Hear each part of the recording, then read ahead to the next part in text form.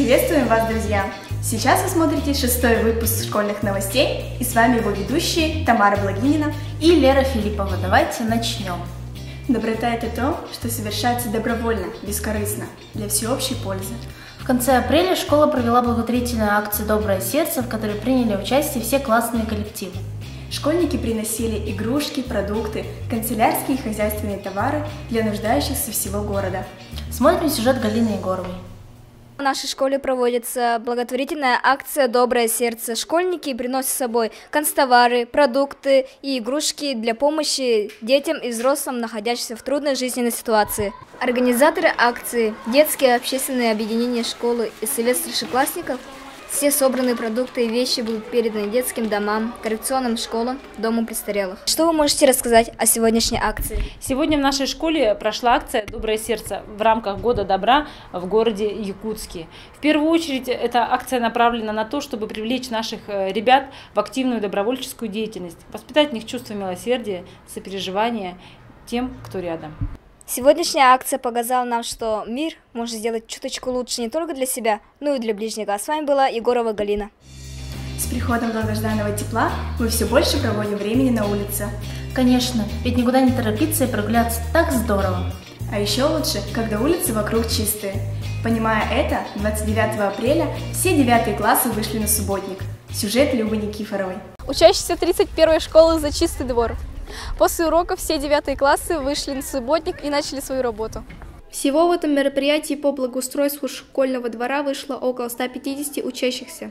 Важно отметить, что территорией школы пользуются не только школьники, но и жители 69-го квартала, для которых здесь проходят удобные пути до учебы или работы. Поэтому важно поддерживать здесь чистоту. Работа была хорошо поставлена, и школьникам удалось собрать более 100 мешков мусора. Субботники – классная вещь. Это и радость совместной работы, и общения с одноклассниками. Но главное, что я хочу вам сказать, чисто не там, где убирают, а там, где не мусорят. С вами была Люба Никифорова. Праздник весны и труда – один из самых массовых праздников. 1 мая наша многочисленная колонна прошла по проспекту Ленина в знак солидарности с трудящимися. На месте побывал наш корреспондент Саян Гоголев. Мы идем на парад до площади Ленина. Вот колонна, стоящая из 8 и 10 классов.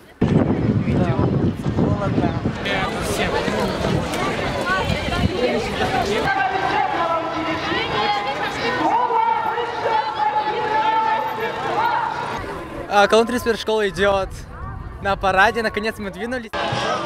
На главную площадь вступает коллектив одного из самых многочисленных общеобразовательных учреждений — средняя школа номер 31.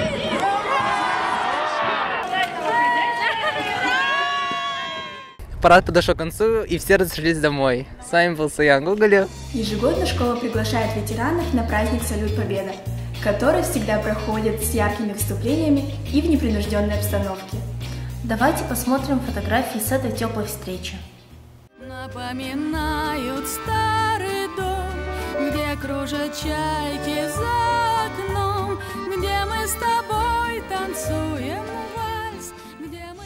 Будьте в курсе школьной жизни, подписывайтесь на наш YouTube-канал и профиль в Instagram. А еще мы освещаем не только школьную жизнь, но и проводим опросы на улице, ставим интересные эксперименты и снимаем сюжеты о местах, где можно круто провести время. Следите за новостями на наших страницах в соцсетях и помните, что доброта и ответственность за будущее спасут мир.